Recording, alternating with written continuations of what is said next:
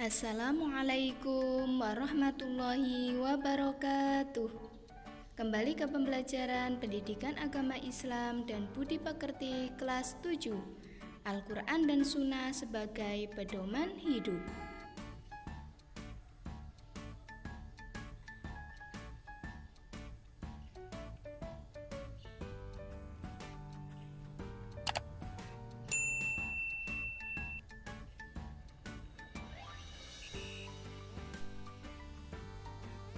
Materi yang pertama, Al-Quran dan Sunnah sebagai pedoman hidup.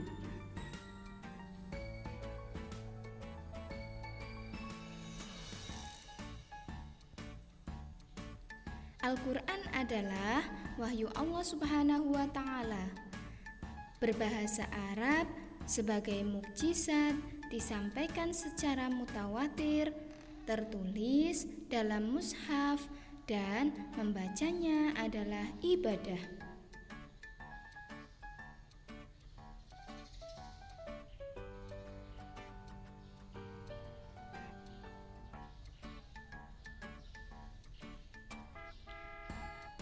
Sunnah adalah semua yang bersumber dari Nabi Muhammad SAW, baik perkataan, perbuatan, takrir, tabiat, budi pekerti, atau perjalanan hidupnya.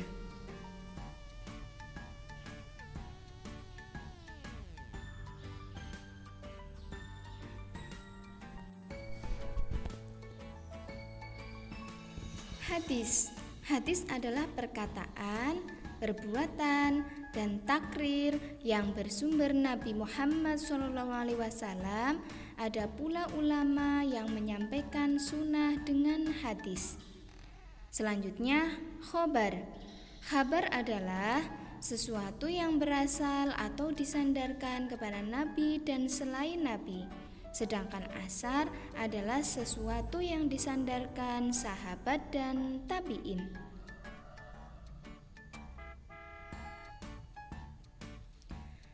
Dalam Quran Surat An-Nisa ayat 59 sebagai berikut.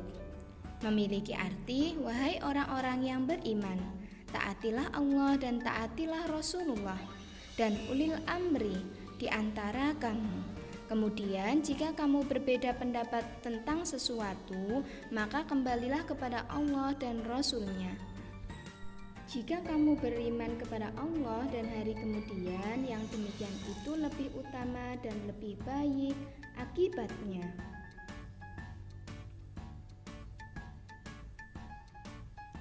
Surat An-Nahl ayat 64 sebagai berikut, yang memiliki arti, dan kami tidak menurunkan kitab Al-Quran ini kepadamu Muhammad, melainkan agar engkau dapat menjelaskan kepada mereka apa yang mereka perselisihkan, serta menjadi petunjuk dan rahmat bagi orang-orang yang beriman. Kandungan Quran Surat An-Nisa ayat 59 adalah menjelaskan untuk patuh dan taat kepada Allah Subhanahu wa Ta'ala, Rasulullah, dan pemimpin-pemimpin kita, serta menjadikan Al-Quran dan hadis sebagai sumber hukum bagi kita semua.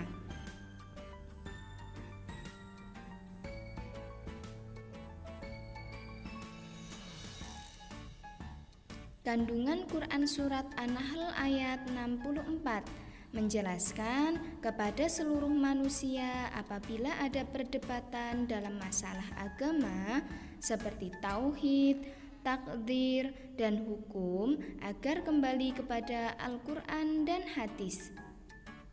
Al-Quran dijadikan sebagai petunjuk dan rahmat bagi umat Islam.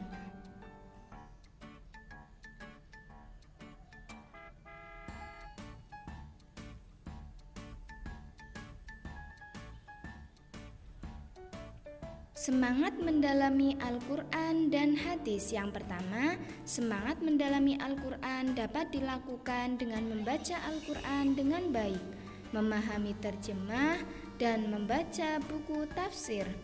Yang kedua, semangat mendalami hadis dapat diwujudkan dengan membaca buku-buku yang berkenaan dengan hadis.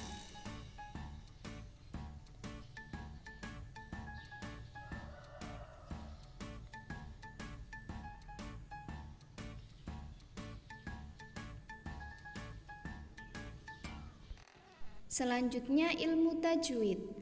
Dalam lam ta'rif dibagi menjadi dua. Yang pertama alif lam qamariyah dan yang kedua alif lam syamsiyah.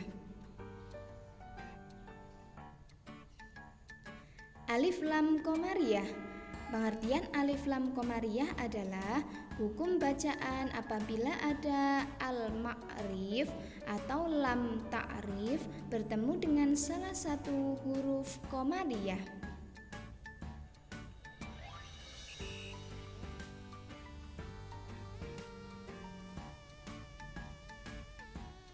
Yang kedua, alif lam syamsiyah. Pengertian alif lam syamsiyah adalah hukum bacaan alif lam yang apabila bertemu salah satu huruf syamsiyah. Hukum bacaannya disebut idgham syamsiyah atau termasuk huruf lam syamsiyah.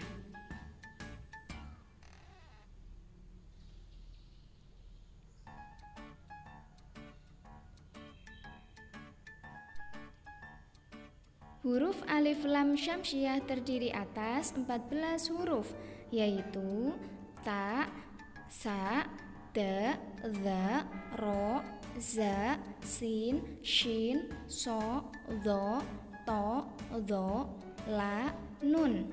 Sedangkan huruf alif lam qamariyah terdiri atas 14 huruf, yaitu alif, ba, ghin, ha, ja, kaf, wawu, kha, fa, ain, qaf, ya, mim, ha.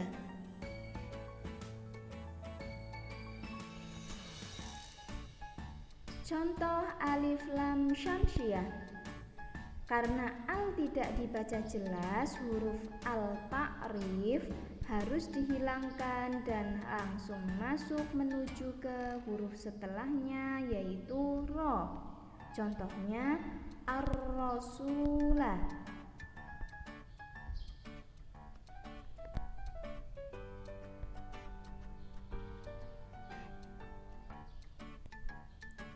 Contoh al-qamariyah harus dibaca jelas dan terang. Alif lam yang dirangkaikan dengan salah satu huruf qamariyah, maka alif lam harus dibaca jelas. Adapun huruf qamariyah jumlahnya ada 14. Contoh sebagai berikut. Al-kitab.